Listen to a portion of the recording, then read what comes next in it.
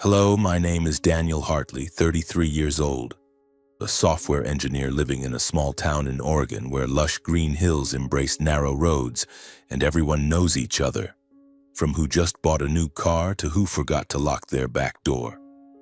I'm not the type to enjoy telling my life story, but if you're reading this, you're probably curious about why I'm sitting here writing these lines late at night, with the sound of the wind blowing through the window, reminding me of days gone by, days when my family, or more precisely my younger sister Lena and I, thought we had it all.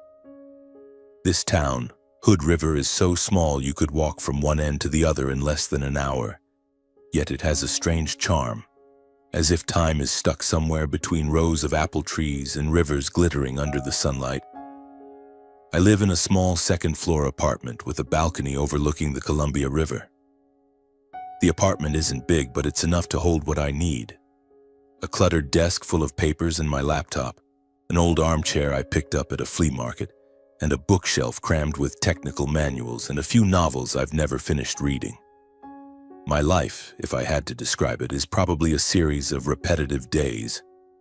Wake up in the morning, make coffee, write code, attend online meetings with the team in Portland, then come home in the evening to watch a movie or scroll through social media.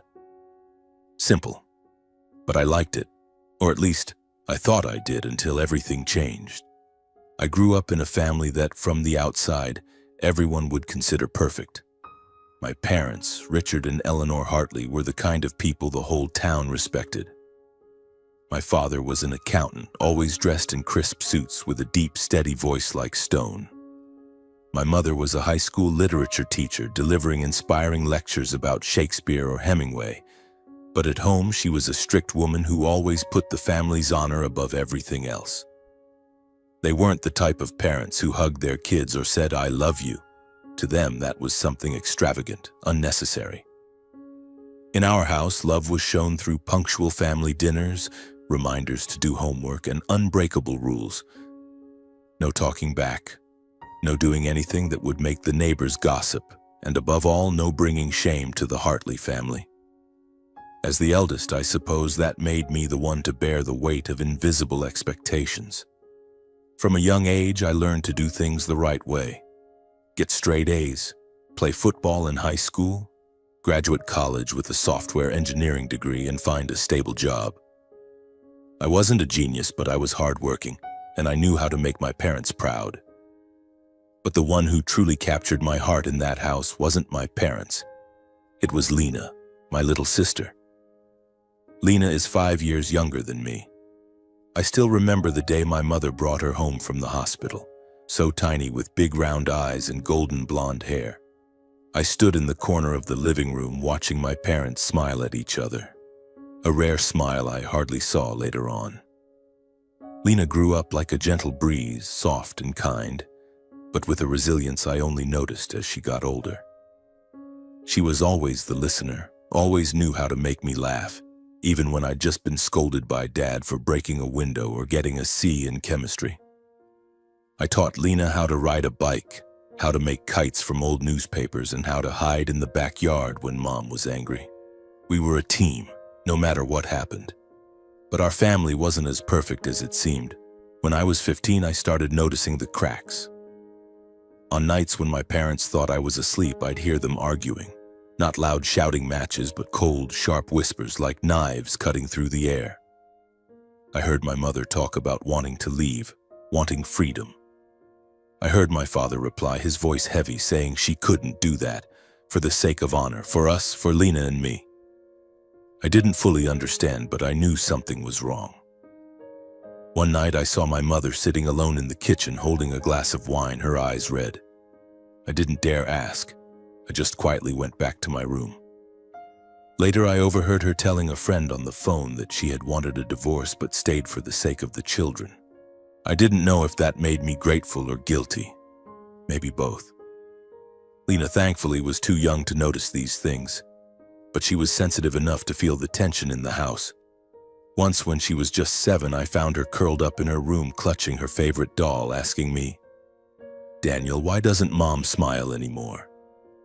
I didn't know how to answer, so I just patted her head and said, "Mom's just tired.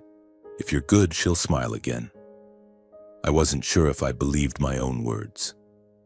Despite the shadows in our home, Lena and I found ways to make each other happy. We had our little secrets, like sneaking cookies in the kitchen at midnight or pretending to be sick to skip school and watch cartoons all day. I remember when Lena was 10, she lost the silver bracelet Mom had given her for her birthday. She cried her eyes out, terrified of Mom's scolding. I spent the whole day searching the house and finally found it under the sofa. When I handed it back to her, her eyes lit up like I'd just saved the world. "You're my superhero," she said, and I laughed, but inside I thought, if I were a superhero, I'd take our whole family somewhere where everyone smiled more. When I went to college, Lena was 13, starting to become a young woman.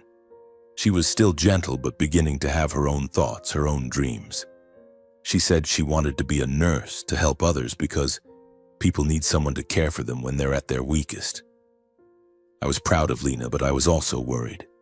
I knew our parents wouldn't easily accept anything outside their plans. They wanted her to study law or business, fields with a future. After graduating college, I chose to return to Hood River, close to family. My job after school was decent, with a salary enough to live comfortably and save a bit. I liked being near Lena, hearing her talk about school, her new friends, and her dream of becoming a nurse. Every weekend, I'd go home for dinner with my parents and Lena. Those dinners were always a bit awkward.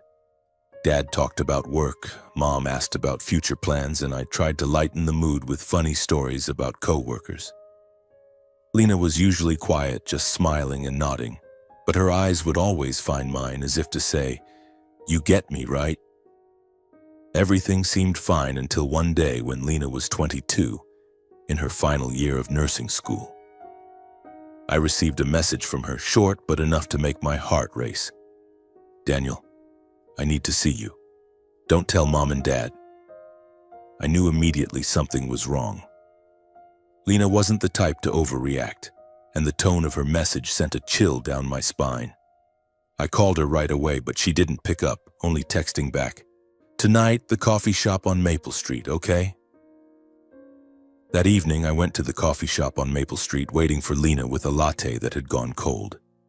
The dim streetlights cast a hazy glow on the wet sidewalk after the afternoon rain, reflecting faint streaks of yellow light. My heart was pounding, not from the coffee, but from Lena's message. "Don't tell Mom and Dad." Those words kept replaying in my head like a stuck record. The door of the coffee shop jingled and Lena walked in. She was wearing an oversized wool coat, her blonde hair tied up high, but her eyes were red as if she'd been crying all day. She sat down across from me, her hands clasped tightly together, avoiding my gaze. I wanted to ask right away, to shout and demand what was going on, but I knew Lena. She needed time to open up. The air between us was heavy, filled only with the soft acoustic music from the shop's speakers and the murmurs of a few customers in the far corner. "Lena," I said, trying to keep my voice calm. "Are you okay? What's going on?" She bit her lip, her eyes blinking rapidly as if trying to hold back tears. Then she looked up, her voice trembling, almost a whisper. "Daniel, I'm pregnant." The world around me seemed to stop. I stared at Lena, searching for any sign that this was a joke, that she'd burst out laughing and say, "Just kidding." But no. Her eyes were brimming with tears, her lips pressed tightly together, and I knew it was true. I wanted to say something, anything, but my throat felt tight. I just sat there, still gripping the cup as if it was the only thing keeping me from spiraling into panic. "How far along?" I finally managed to say, my voice hoarse like I'd just run a mile. I tried to stay calm, but my mind was a storm. Lena was pregnant. My little sister, the girl who used to sneak cookies with me at midnight, was sitting here telling me she was going to be a mother. Lena looked down, her hands twisting together. 5 months, she said, her voice so soft I had to lean in to hear. I don't know what to do, Daniel. I'm scared." 5 months? I repeated, my voice louder than intended. I wasn't an expert on pregnancy, but I knew enough to understand that 5 months wasn't a recent discovery. Lena, why did you keep it a secret for so long? Why didn't you tell me sooner? She looked up, tears streaming down her cheeks. I was too scared. I thought I could handle it on my own, but then it all became too much. Jared, Her voice broke and she covered her face, her shoulders shaking with sobs. Jared? I frowned, trying to place the name. Jared Thompson. I'd met him once when I dropped Lena off at her college dorm, a tall guy with blonde hair and a confident smile like the world was his. A finance major, always talking about big plans, but there was something in his eyes I didn't like. What about Jared? Does he know? Lena nodded slowly, each nod seeming painful. I told him 2 months ago. At first he said he'd stay, that we'd figure it out, but then he disappeared. No texts, no calls. I heard from a roommate that he moved to Seattle for some startup job. He left me. She paused, taking a deep breath.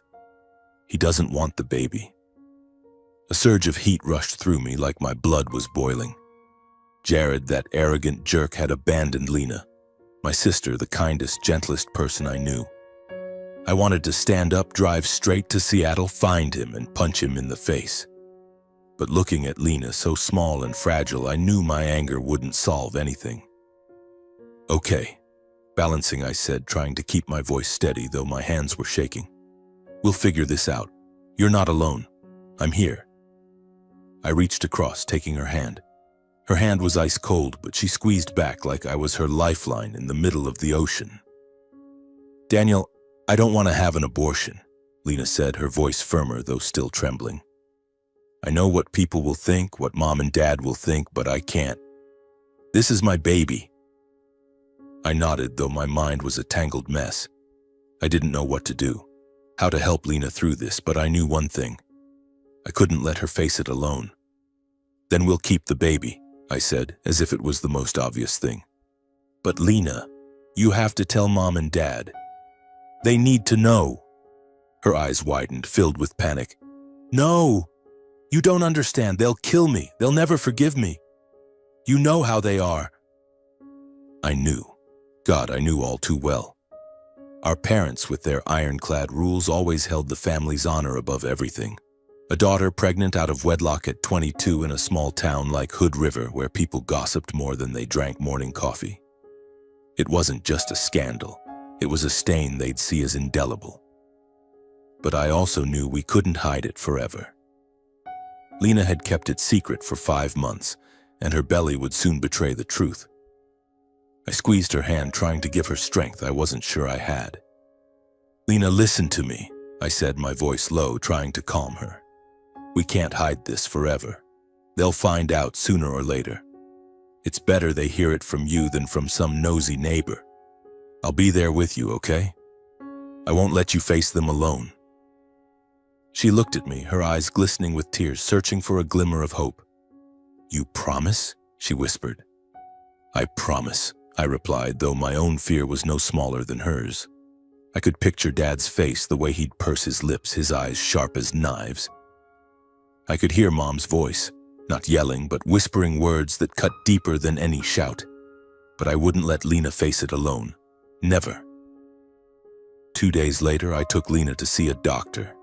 I didn't want her going alone after what she'd been through with Jared. We went to a small clinic on the outskirts of Portland where no one knew us. Lena sat in the passenger seat, silent the whole way, her hands cradling her belly as if protecting the baby from the world. I glanced at her, forcing a smile. It'll be okay, I said, but my voice lacked the confidence I wanted it to have. That afternoon, I drove Lena to our parents' house, the white 2-story with a wooden fence I used to call home. The house looked the same as ever, with its neatly trimmed garden and the Hartley family sign by the door. But today it didn't feel familiar. It felt like a fortress, and we were intruders. Our parents were in the living room when we walked in. Dad was in his armchair reading the newspaper while Mom was wiping down the dining table, her movements slow and deliberate as always. They looked up, slightly surprised to see both of us. Daniel, Lena, what's this about? Both of you showing up like this? Mom asked, her voice soft but tinged with suspicion. Lena stood close to me, clutching my arm tightly. I took a deep breath, searching for the right words. "Mom, Dad, we need to talk." I started, my voice shakier than I wanted. "It's about Lena." Dad folded the newspaper slowly, his eyes narrowing. "What's this about?" he asked, his voice low like stone. Lena took a breath, then said, her voice trembling but clear, "I'm pregnant. 5 months along." Silence, a heavy, sharp silence, as if the air in the room had been sucked out. Mom stopped wiping the table, her hand gripping the cloth, her knuckles white. Dad sat up straight, his eyes shifting from surprise to anger. "What?" he roared, his voice echoing in the small room. "I'm sorry," Lena said, tears streaming down her face. "I didn't mean for this to happen, but I want to keep the baby." Mom stepped forward, her face hardened, her eyes sharp as knives. "Lena, do you realize what you've done?" she said, her voice low but cold. "You've destroyed this family's honor. What do you think the neighbors will say? How do you think we'll hold our heads up?" Dad cut in, his voice no gentler. "Lena, you need to fix this. Get an abortion. Now." Lena shook her head, tears falling like rain. "No, I won't. I can't." "Can't?" Dad stood abruptly, his voice like thunder. "You don't get to choose. You've disgraced this family and now you dare talk back to me?" I couldn't stay silent anymore. I stepped in front of Lena, as if I could shield her from their cutting words. "Lena hasn't done anything wrong. She's trying to do the right thing. Can't you see that?" Mom looked at me, her eyes full of disappointment. "Daniel, you're defending her? Do you know what this will do to us? She needs to fix this or we won't be the Hartley family anymore." "The Hartley family?" I scoffed, though my heart ached. Family means standing by each other, not keeping up appearances. "Lena needs us and you're turning your backs on her." Dad pointed at me, his face red with rage. "Don't lecture me about family, Daniel. If she wants to keep that thing, she's no longer my daughter. Get out of this house. Now." Lena sobbed, clinging to me. I felt like my heart was being crushed, but I couldn't let her break. "Fine," I said, putting my hand on Lena's shoulder and guiding her to the door. "If you're kicking Lena out, you're kicking me out too. We'll manage on our own." The door slammed behind us, the sound ringing like a final judgment. Lena sobbed in the car and I drove away, fighting back my own tears. I didn't know what we'd do next, but I knew one thing. Lena and her baby were my family, and I'd do anything to protect them. The weeks that followed were a nightmare. I brought Lena to my apartment, a cramped space meant for just one person. I gave her the bedroom and slept on the sofa. I switched to working online, taking on a few freelance projects to cover expenses. Lena barely left the room, sitting there, cradling her belly, her eyes vacant. I tried to make her laugh, recounting old stories about the nights we sneaked cookies, but she only managed a faint smile, as if smiling itself was a burden.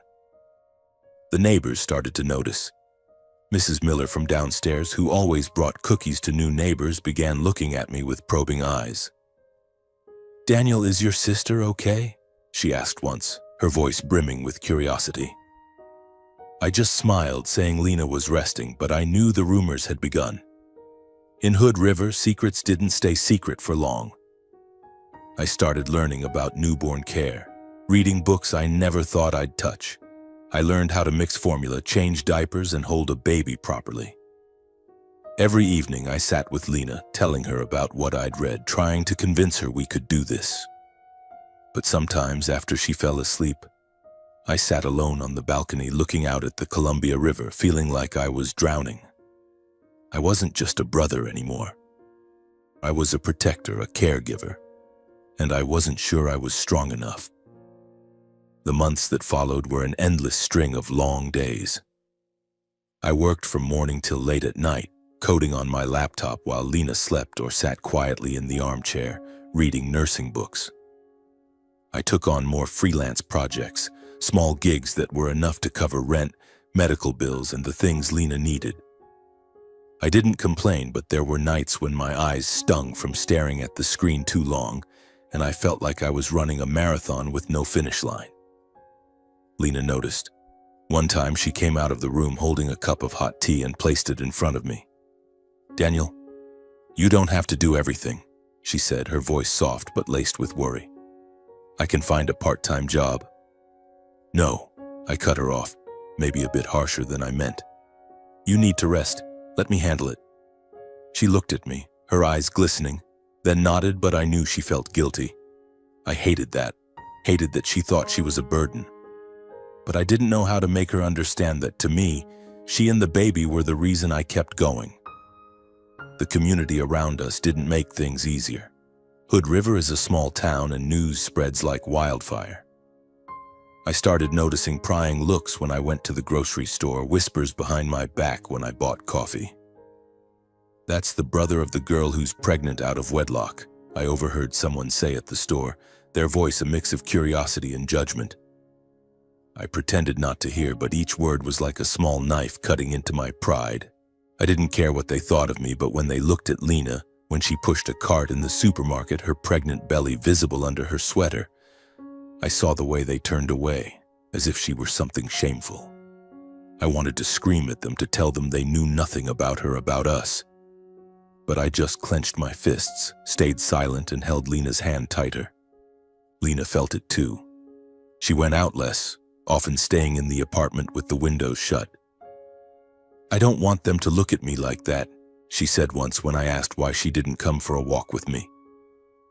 "I don't want them to think I'm a mistake." I hugged her, trying to tell her she wasn't a mistake, that she was the strongest person I knew. But my words didn't seem enough to erase the pain in her eyes. Not everyone turned their backs, though. Mrs. Miller, the neighbor downstairs, started showing up with containers of homemade food, pumpkin soup, toasted bread, sometimes a plate of cookies. "The girl needs to eat properly," she said, winking at Lena. For the first time, Lena smiled a real smile, and I felt a flicker of hope. Maybe the whole world wasn't against us. When Lena reached her 8th month, everything became more real than ever. I took her to regular checkups, and the doctor said the baby was developing well. But Lena needed more rest because she was showing signs of fatigue. I tried to make things easier for her, cooking simple meals, buying extra pillows for her to sleep comfortably, even learning how to massage her feet when she complained of pain. But Lena grew more anxious. "Daniel, what if I can't do it? What if I'm not a good mother?" she asked one night as we sat on the sofa, watching an old movie neither of us was really focused on. "You'll be a wonderful mother," I said, taking her hand. "You already love this baby even before it's born. That's what matters most." She smiled, but I knew she was still scared. I was scared too, but I didn't dare say it. I was afraid I wouldn't be strong enough, that I'd fail Lena the baby and myself. The day Lena went into labor came unexpectedly on a rainy October morning. I was coding when I heard her call from the bedroom, her voice panicked. "Daniel, I think it's time." I nearly dropped my laptop, my heart pounding as I rushed in. Lena was sitting on the bed, her face pale, clutching her belly. "It hurts," she whispered. I don't clearly remember what I did in the next few minutes. It was all a blur.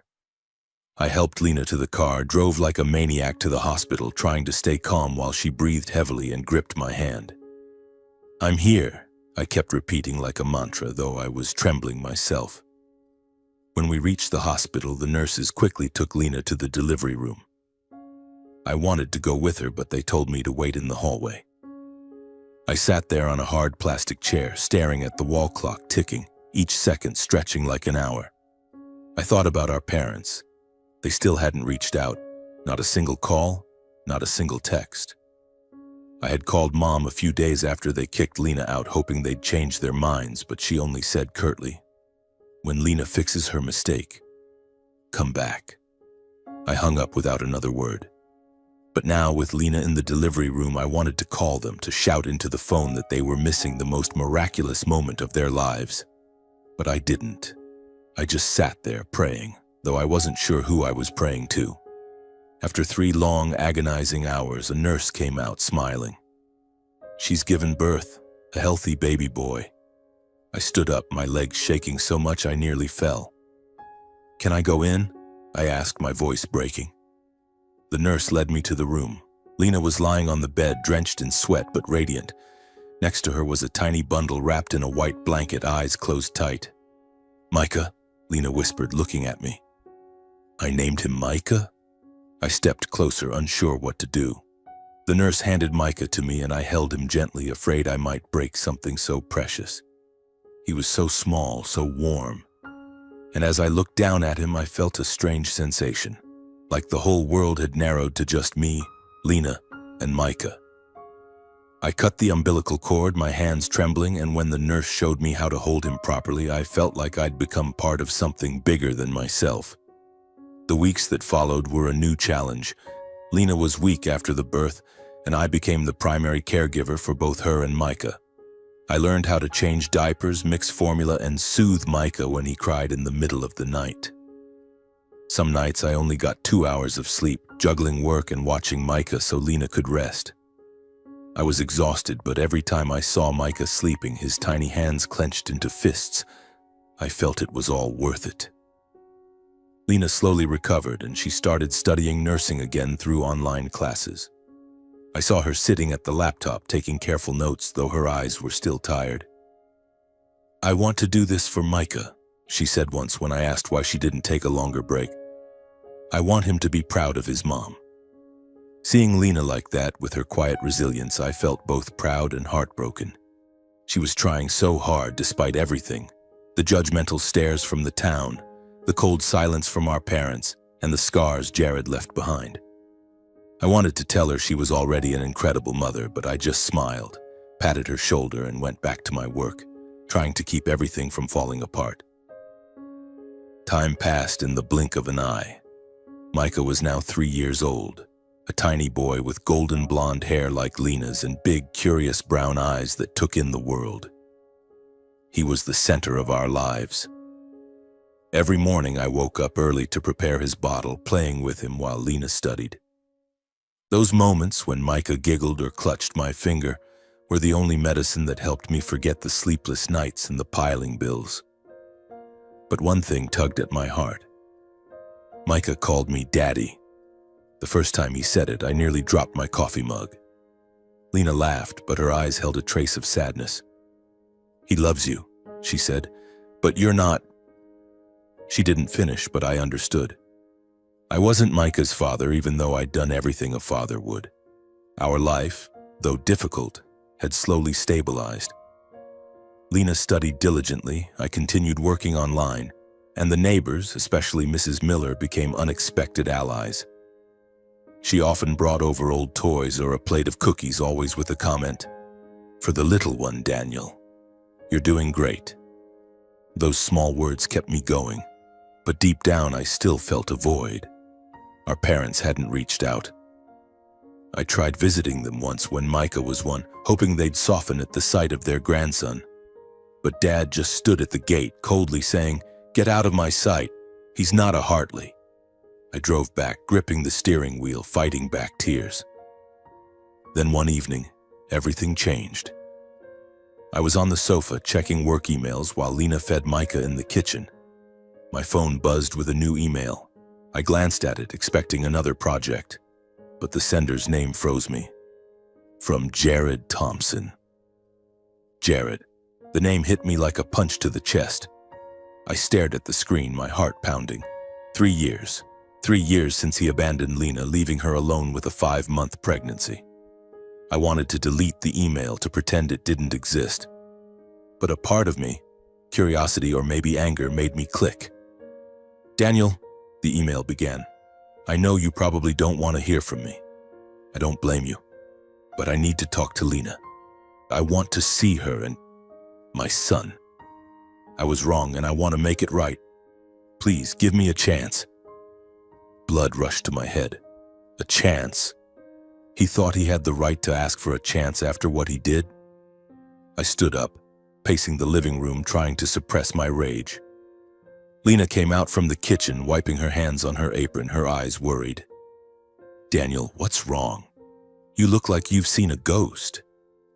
I hesitated, unsure how to tell her. But Lena wasn't a child anymore.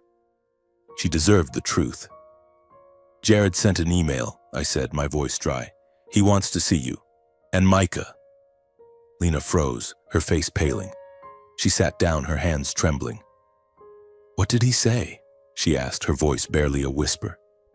I handed her the phone, letting her read it herself. Lena scanned the email, her lips pressed tight, her eyes glistening. "He has no right," she said, but her voice wavered. "After everything, he has no right to come back." "Exactly," I replied, my tone harder than I intended. "He abandoned you, Lena. He doesn't deserve to be Micah's father. You don't have to see him." Then I caught a flicker of hesitation in her eyes. She looked out the window, where streetlights cast a glow on the wet sidewalk. "But maybe Micah needs to know who his father is," she said after a moment of thought. Her words felt like a slap. Micah needed to know his father? I'd been here for 3 years, changing diapers, staying up nights, doing everything to keep this family together. But I wasn't Micah's father, and though I hated to admit it, Lena's words stung. "Are you sure?" I asked, trying to keep my voice steady. "He hurt you, Lena. Who's to say he won't do it again?" She shook her head, tears streaming down her cheeks. "I don't know, but I have to think about Micah. If Jared is truly sorry, maybe he deserves a chance to know his father." A few days later, I agreed to let Lena respond to Jared's email. I didn't want to, but I couldn't force her. Lena wrote a short, polite, but cold message, agreeing to meet Jared at a coffee shop in Portland, a neutral place, not Hood River, where people would stare and whisper. I insisted on going with her, not because I wanted to see Jared, but because I didn't trust him. Lena agreed, but I saw the uncertainty in her eyes, as if she were caught between two worlds. On the day of the meeting, I drove Lena to Portland, leaving Micah with Mrs. Miller. Lena was nearly silent the whole way, her hands clasped tightly in her lap. I wanted to say something to comfort her, but I didn't know what. When we arrived at the coffee shop, Jared was already there, sitting in a far corner wearing an expensive gray suit, a far cry from the arrogant college kid I'd once met. He stood when he saw us, a nervous smile on his lips. "Lena," Jared said, his voice soft but tense, "thank you for coming in." "Daniel." He nodded at me, but I didn't respond. I just sat down, arms crossed, staring at him. Jared started talking, his voice shaky. He explained that after leaving Lena, he moved to Seattle and worked for a tech startup. The company succeeded, and now he was a millionaire, owning a penthouse and a team of employees. But he said none of it made him happy. "I was wrong, Lena," he said, bowing his head. "I was scared back then. I wasn't man enough to be a father. But I've changed. I want to meet my son. I want to make things right." Lena sat silently, clutching her coffee cup. I wanted to interrupt, to yell in Jared's face that he didn't deserve this, that he had no idea what we'd been through. But I stayed quiet, letting Lena decide. Finally, she looked up, her voice cold but firm. "Jared, you left me when I needed you most. You think an apology is enough?" Jared knelt down, right in the middle of the coffee shop, drawing looks from a few people. "I don't expect you to forgive me right away," he said, "but I want to prove myself. I want to meet Micah, to be part of his life, and I want to make up for what I did, to both of you." He looked at me as if seeking my approval. I felt my blood boil. "Make up for it?" I snapped. "You think money can buy back the 3 years Lena had to endure? The 3 years I watched her cry because of you?" "Daniel," Lena said, placing a hand on my arm, her voice soft but firm. "Let me handle this." I clenched my jaw and looked away. Jared kept talking, promising to provide for Micah, to secure his future. He even said he'd hired a lawyer to set up a trust fund for Micah. Lena listened, but I could see she was torn. She wasn't the naive girl who once loved Jared, but she was a mother, and I knew she was thinking about what was best for Micah. In the weeks that followed, Lena met Jared a few more times, always in Portland, and I always went along. Jared was patient, bringing gifts for Micah, a teddy bear, a toy car, But I noticed how Micah clung to me, calling me daddy, and it broke my heart. Jared tried to connect with Micah, but the boy was too young to understand. Once, when Jared tried to hold him, Micah cried and ran to me. I saw Jared's eyes darken, but he said nothing. Lena was wavering. "Daniel, I don't know what to do," she said one night after Micah was asleep. "Jared says he wants to be a father. He has money. He can give Micah a better life. But I don't know if I can trust him, and I don't want to lose you." "You won't lose me," I said, taking her hand. "But you have to decide what's best for Micah. Not for Jared, not for me, but for your son." She nodded, but I saw the conflict in her eyes. I was conflicted too.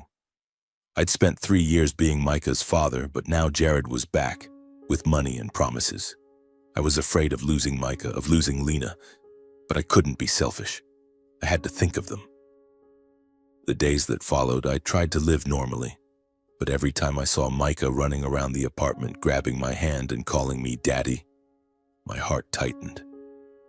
I knew Lena was considering Jared's offer, and though I hated to admit it, I understood why she wavered.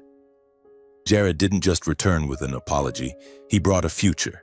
He talked about a trust fund for Micah, about providing for Lena, and above all, about wanting to be a father. I could hate Jared for what he did, but I couldn't deny that he could give Micah things I never could. A stable, comfortable life, free from worrying about bills or sleepless nights from overwork. One afternoon, as I came home from work, Lena called me into the living room. She was sitting on the sofa, Micah dozing on her lap, while Jared stood in the corner, hands in his pockets, looking tense but determined. "Daniel," Lena began, her voice soft but firm. "Jared has something to say to both of us." I sat down, arms crossed, trying to stay calm. Jared cleared his throat, stepped forward, and placed a stack of documents on the table. "Daniel, Lena," he said, his voice steady but clear. "I know I can't undo the damage I've caused, but I want to start.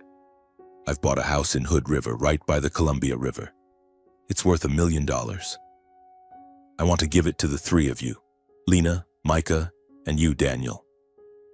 It's a place where Micah can grow up, where Lena can study and work, and where you, Daniel, won't have to worry about rent anymore."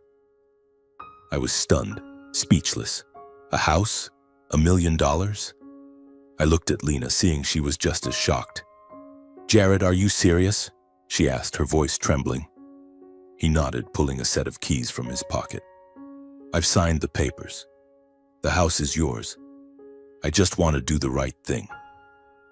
I wanted to refuse, to say we didn't need his money, that we'd managed fine without him for 3 years.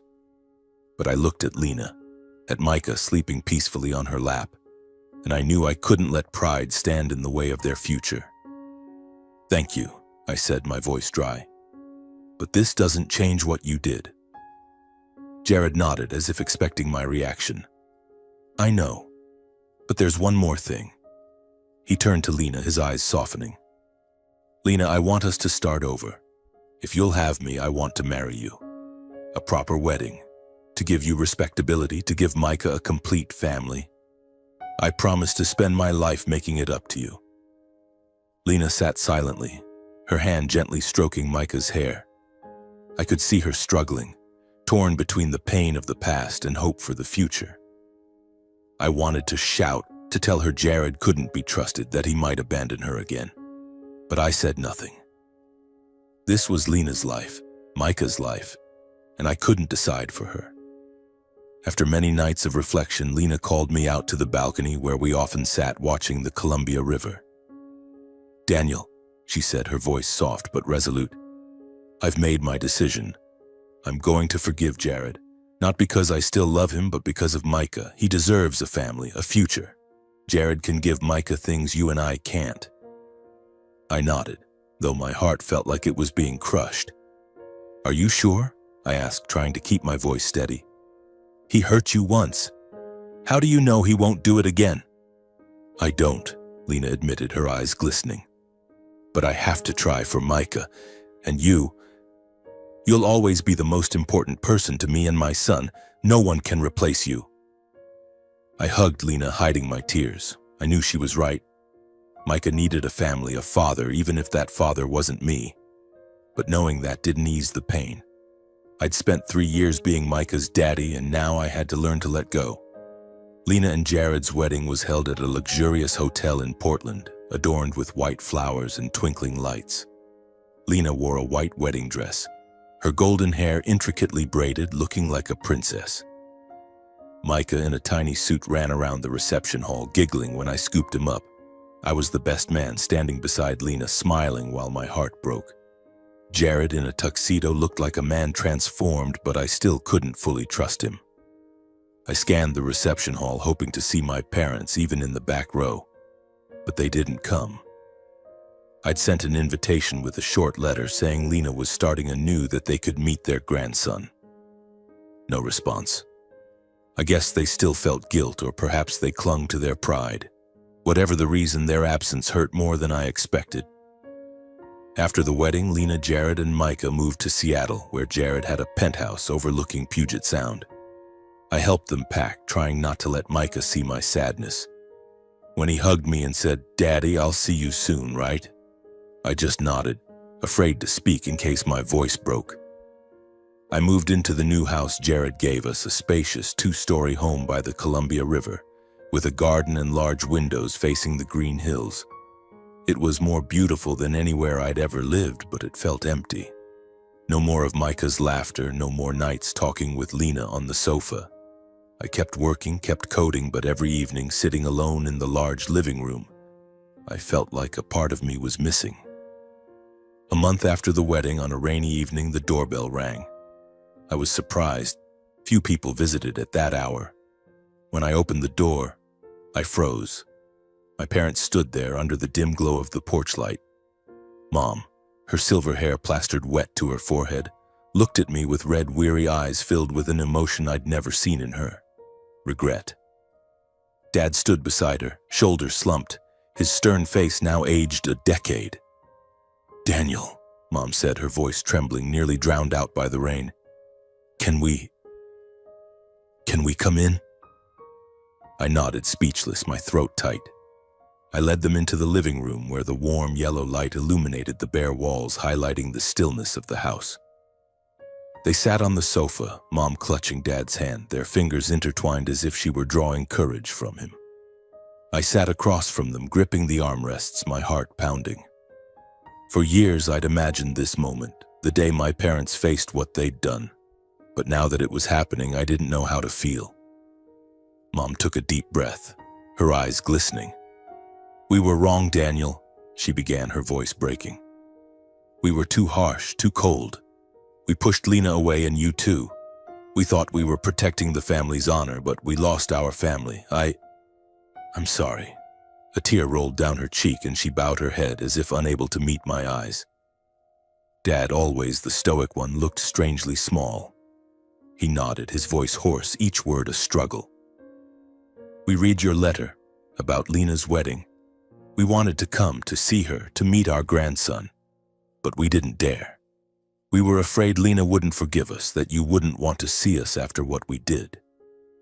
He paused, gripping Mom's hand, and I saw his eyes redden. For the first time in my life, I saw my father cry. I sat silently, emotions crashing over me like a wave. Anger, pain, but also a hint of relief. For years, I'd been furious at them for turning their backs on Lena, for leaving me to carry everything alone.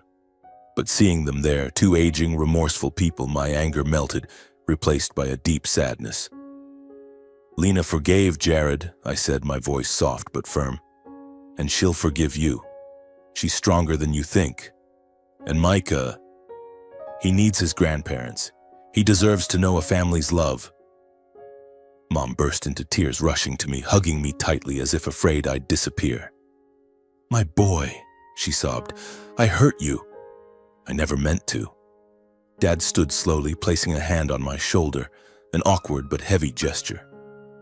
"You're a good brother, Daniel," he said, his voice trembling, "and a father to Micah. I'm proud of you." We stood there, wrapped in each other's arms, in the large but suddenly warm room. The rain still fell outside, but its pattering now sounded like a lullaby, gentle and comforting. For the first time in years, I felt my family wasn't just broken pieces. We could heal, step by step, and though the road ahead was long, I knew we'd walk it together. After my parents left, I sat back on the sofa, the now cold coffee mug still on the table. The house was quiet, filled only with the sound of rain and my heartbeat, still racing from what had just happened. I'd been angry at my parents for so long, convinced they'd never change. But seeing Mom cry, seeing Dad, the man as unyielding as stone, tremble as he apologized, I felt a part of me lighten. They weren't perfect, but they were my parents, and they were trying to make amends. I picked up my phone, my fingers hesitating over the screen. I wanted to call Lena to tell her about Mom and Dad, but I was afraid she wouldn't want to hear it, that the wounds they'd caused were too deep for her to forgive. But then I thought of Micah, of his radiant smile, and I knew I had to try. I dialed her number, and after 2 rings, Lena's voice came through, warm and familiar. "Daniel, I was just about to call you. Micah was asking about Daddy this morning." I smiled, though my heart tightened at the word Daddy. "How's the little guy?" I asked, trying to keep my tone cheerful. "And you? How's life in Seattle?" Lena laughed, a sound soft but full of life. "Micah's doing great, Daniel. He loves running around the apartment, driving Jared crazy because he keeps wanting to play superhero. And me, I'm studying again, and Jared, he's good to me, Daniel. I never thought I'd be this happy." The apartment overlooks the bay, and every morning Micah stands by the window pointing at the ships and asking a million questions. I feel like things are finally okay. Hearing Lena speak, I felt a wave of warmth, tinged with a hint of loss. She was happy, and that's what I'd always wanted. But a part of me still missed the days when it was just me, Lena, and Micah in that cramped Hood River apartment, where we were each other's entire world. "I'm glad for you," I said, and I meant it. "Lena, I have something to tell you. About Mom and Dad." Silence. I heard Lena take a breath, as if bracing herself. "What is it?" she asked, her voice quieter. "They came to my house tonight," I began, recounting everything, how they stood in the rain, how Mom cried, how Dad admitted their mistakes. I described the regret in their eyes, the apologies I never thought they'd utter. When I finished, Lena was silent for a long moment, and I worried I'd upset her. Finally, she spoke, her voice trembling. "I don't know if I can forgive them right away, Daniel, but I feel relieved. They're our parents, and I don't want Micah to grow up without knowing his grandparents." She paused, then continued, her voice brighter. "Daniel, Thanksgiving is coming up. I want to invite you and Mom and Dad to Seattle, to our home with Jared. I want our family to be together, even if it's just for a day." I was stunned, not expecting Lena to open her heart so quickly. "Are you sure?" I asked.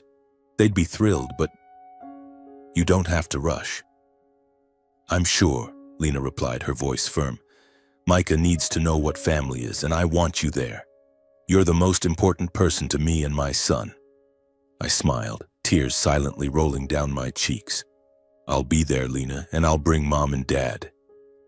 In the weeks leading up to Thanksgiving, I reconnected with my parents. I visited their house, the first time since they'd kicked Lena out. The house was the same, with its white fence and neatly trimmed garden, but this time it felt warmer. Mom made tea, Dad sat across from me, and we talked. Not just about Lena, but about the years gone by, about things we'd never said. "You did well, Daniel," Dad said once, his eyes holding a pride I rarely saw. "You held this family together." When Thanksgiving arrived, I drove Mom and Dad to Seattle. They were quiet the whole way, Mom holding Dad's hand, Dad staring out the window as if preparing for something monumental. I was nervous too, unsure how Lena would react to seeing them again, or how Micah would respond to meeting his grandparents for the first time. Lena and Jared's apartment was on the top floor of a luxurious building, with large windows overlooking the shimmering Puget Sound. When we walked in, the smell of roasted turkey and pumpkin pie filled the air, mingling with Micah's laughter. He ran to me, shouting, "Daddy," before noticing my parents. Lena came out of the kitchen wearing a simple green dress but glowing, with Jared beside her, holding a bottle of wine and smiling awkwardly. "Hello, Mom, Dad," Lena said, her voice soft but slightly trembling. She stepped forward, hugging Mom first, then Dad. Mom burst into tears immediately, holding Lena tightly, whispering apologies. Dad stood still, but when Lena hugged him, I saw his shoulders tremble. "I'm sorry," Mom sobbed. "I was wrong to push you away." "It's over, Mom," Lena said, smiling through her tears. "We're here now, for Micah, for family." Micah, curious but shy, stood behind my leg, peering at his grandparents with wide eyes. Mom knelt down, opening her arms. "Hello, Micah," she said, her voice choked. "I'm your grandma."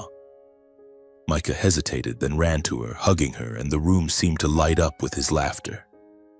The Thanksgiving dinner was a picture of perfection. We sat around the table with turkey, mashed potatoes, and pumpkin pie beautifully arranged. Jared talked about his work, trying to ease the tension, while Lena shared stories about school and her dream of becoming a nurse. My parents listened, nodding occasionally, and I saw them smile, genuine smiles, not forced. Micah sat between Lena and me, eating and chattering about a ship he saw in the bay, making the whole table laugh. As dinner ended, we gathered around the fireplace, its crackling flames warming the room. Lena took my hand, whispering, "Thank you, Daniel. Without you, I don't know where I'd be." I squeezed her hand, saying nothing because words couldn't capture what I felt. My parents stayed an extra day playing with Micah, talking with Lena, and for the first time I saw them as real grandparents. As they prepared to leave, Mom hugged me, saying, "You gave us a second chance, Daniel. We'll never forget that." Dad just nodded, but his pat on my shoulder said everything. Back in Hood River, I sat on the balcony of the new house, watching the Columbia River glimmer under the moonlight. Our story wasn't perfect, but it was ours, with its cracks, tears, and smiles. Lena and Micah were happy. My parents were back, and I, though still quiet, knew I'd done the most important thing: kept our family together.